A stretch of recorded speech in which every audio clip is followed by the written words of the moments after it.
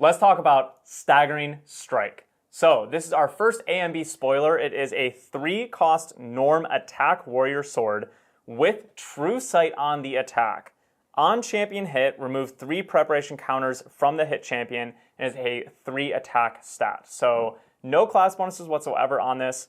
We'll briefly discuss this card before moving on to the next one. Yep. There's timestamps below if you just want to see the cards, but really interesting card. Yeah, I think it's funny. When we were trying to figure this out and I want to do skits or whatever, I was like, I could do a skit about like how we can finally stop Tristan from getting all those prep counters and then just be like, actually Outlook's banned, and be like, oh, okay. Well, Yeah. So, and I think that's what people thought about. It's like, oh, well, Tristan doesn't feel really prevalent in the meta, and that's when we think about preparation counters. Yeah, and so, but it goes past that. This card is not just for that necessarily. Yeah. It doesn't have to be used just to remove preparation counters from the enemy champion. Mm-hmm. The most important thing that's on there, I think, is that True Sight.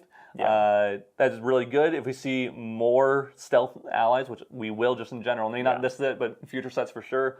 Yeah, I mean, it's going to be a card that people definitely consider playing and thinking about when deck building, I guess. Yeah. I want to briefly mention that we are recording this after the developer stream and after main deck's spoiler. Correct. So any other spoilers after that we have not seen. Yep.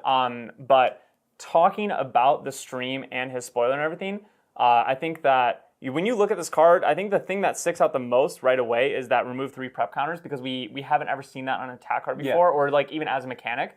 But like you said, the True Sight it's never been on an attack before. And so it could be really good for removing stealth allies and stuff, but we have seen Jin's massive weapon, right? It's a Regalia weapon that can get just huge if you have a bunch of damage counters on yourself. And he has some unstoppable stuff too built into his deck as well. Yeah, and so like using weapons like that in addition with this attack is a really good way to incorporate True Sight and stuff like that, which we really haven't had a way to do before. Other than Seeking Shot. Yeah, Seeking Shot, and there's level 2 True Sight. You know, Demon's Aim. There's been like a couple of things here and there, but this one feels a little bit more blanket. Better. Yeah, like it's a generic card with an additional effect, and not just a, I'm running this card to get True Sight, but it's terrible in any other instance outside of that. But sometimes just having a 3-cost 3 attack is fine. Yeah. So yeah, really cool card. Yep. I think if we see more preparation generation, then it'll definitely see more play even that. Yep. I don't think I expect to see 1 to 2 cards that help with preparation counters and putting more on your champion, just because I think they know how everything's working. Hopefully we see that in water or fire or something. Yeah, maybe water, because fire gets a little scary with more preparation counters. That is true. That is true. Yeah. Skilled Plainsman, which is a 3-cost normal warrior human that has 2 attack and 2 life. This is an ally, sorry. Class bonus, so it's warrior class bonus, equestrian. So the equestrian keyword, on enter, if you control a horse ally, put a buff counter on Skilled Plainsman. So this is if you have a horse in play, is a 3-drop 3/3 if you're a warrior. So we saw a couple other cards that they showed during the release video of cards pushing the boundary of what a 2-cost or a 3-cost. What the traditional stat line is. Exactly, and this is doing the exact same thing. Yep. So there are some requirements. Obviously, you have to be a warrior and you have to have a horse on board until this is a 3/3. So this is not a turn 1 play.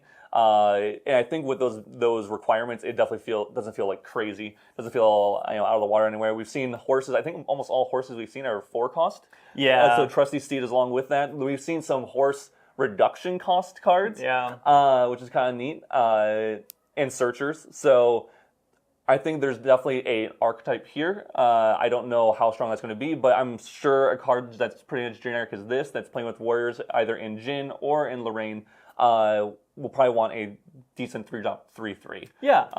And we saw on the developer stream the Wind Horse that I think you're kind of referring to is a 3-drop 3/3 that comes in rested, basically. Yeah. But it can be active if you control a horse and all that kind of stuff. That's a human. Yeah. And so we're definitely seeing those padded stat lines. Yep. But it's not in a way that it's just I'll go first. Bam, bam, bam, bam, bam. I have an unstoppable board. GG's. You know, maybe if we see a 0-drop 1/1 horse go along with our squirrels, this might feel a little more stronger. We have to see what the other cards coming out. I'm excited to see. They already said there's more equestrian horse cards. They already said that on stream. So That's cool to hear that around just like a really small archetype that it's like going to be built upon. They're actually going to try to put into play. I believe Jin's level 2 also can buff a horse or a human. Yep. One attack, I should say, when he attacks. So. Yeah, I mean, I think it's a solid card. We'll see how good horse decks are in general, and I wouldn't be surprised to see that card in it. So, and finally, our last card. I'm gonna let you say the name of this one. Okay, the Hulao Gates, Sun's Ascent. This is a 3-drop fire unique domain warrior crossroads. Another crossroads. Yeah. Just pointing that out. Yep. It's always interesting to see those cards that have those tags, archetypes. Yeah. Archetype, I guess. Those archetypes or tags or whatever you want to call it. Whenever a unit declares an attack, deal 2 damage to it. Upkeep at the beginning of your recollection phase, you may banish a fire element card from your graveyard. If you don't, sacrifice Hulao Gate. So super cool artwork too, by the way. Very cool artwork. Yeah. I love the artwork. I love domains in general. Yeah. This is a really cool domain. Yes. So we haven't seen anything quite like this, which is whenever a unit declares an attack, deal 2 damage to it. So even before it hits you, before it deals any damage, it's going to take 2 damage. This can also be yourself. Yes. So because whenever a unit declares an attack, it is not optional. This was already absolutely our most exciting spoiler that we got. When we first looked over it, and then we saw the developer stream, and we were like, "Oh, this just became even more exciting." You know, like Jin gets better with buff count or with damage counters. Yeah, he gets to hurt himself when he attacks with this card on board. It can also just help against ally decks that are attacking into you. All that stuff. I mean, it's a little bit of that like fire control aspect that we haven't seen too much of. You know, so. Very cool card. I mean, I can't because we haven't seen again all the cards. I'm sure this gets better and better. I'm excited to see all the other self-damaging cards or whatever it might be that plays around that, and cards that benefit from you taking damage as well. Yeah, so. It's I think it's going to change the meta a little bit. So this can be shut off with Nullifying Lantern. If they have a Lantern out on board, you're not going to be able to pay the upkeep cost. It's going to go away. However, it was still just a 3-cost Floodgate for a turn, right? Yeah. Like this might be a good card to play even if Nullifying Lantern is in the meta or whatever.